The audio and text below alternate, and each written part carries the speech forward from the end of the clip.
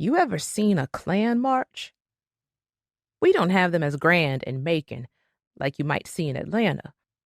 But there's clans enough in this city of 50-odd thousand to put on a full march when they get to feeling to. This one on a Tuesday, the 4th of July, which is today. There's a bunch parading down 3rd Street, wearing white robes and pointed hoods.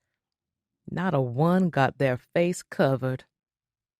I hear them first clans after the Civil War hid behind pillowcases and flour sacks to do their mischief, even blackened up to play like they colored. But this Klan we got in 1922 not concerned with hiding. All of them, men, women, even little baby clans, down there grinning like picnic on a Sunday. Got all kinds of fireworks, sparklers, Chinese crackers, sky rockets, and things that sound like cannons.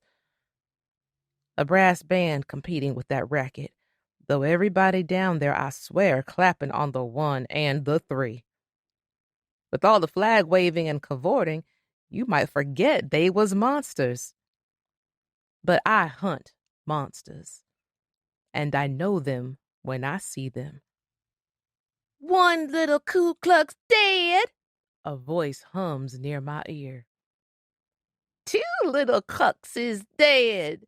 3 little Kluxes, 4 little Kluxes, 5 little Kluxes dead."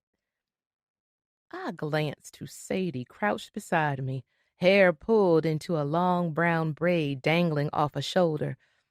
She got one eye cocked, staring down the sights on her rifle at the crowd below as she finishes her ditty, pretending to pull the trigger. Click, click, click, click, click. "Stop that now." I push away the rifle barrel with a beaten-up book. "That thing go off and you liable to make me deaf. Besides, somebody might catch sight of us." Sadie rolls big brown eyes at me, twisting her lips and lobbing a spitty mess of tobacco onto the rooftop. I grimace. Girl got some disgusting habits. "I swear, Maurice Boudreaux." She slings her rifle across blue overalls too big for her skinny self and puts hands to her hips to give me the full Sadie treatment, looking like some irate yellow gal sharecropper. "The way you always worrying. Is it 25 or 85? Sometimes I forget. Ain't nobody seeing us way up here but birds."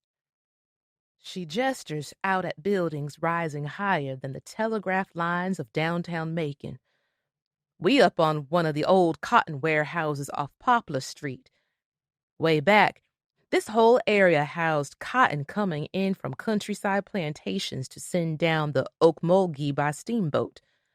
That fluffy white soaked in slave sweat and blood, what made this city.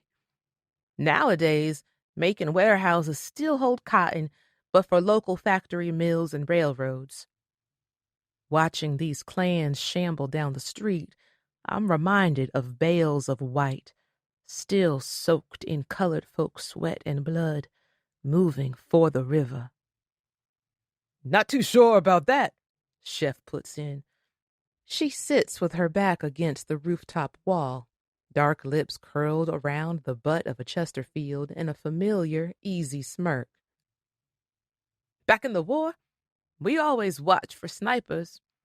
Keep one eye on the mud, one in front, and both up top," Sergeant used to say.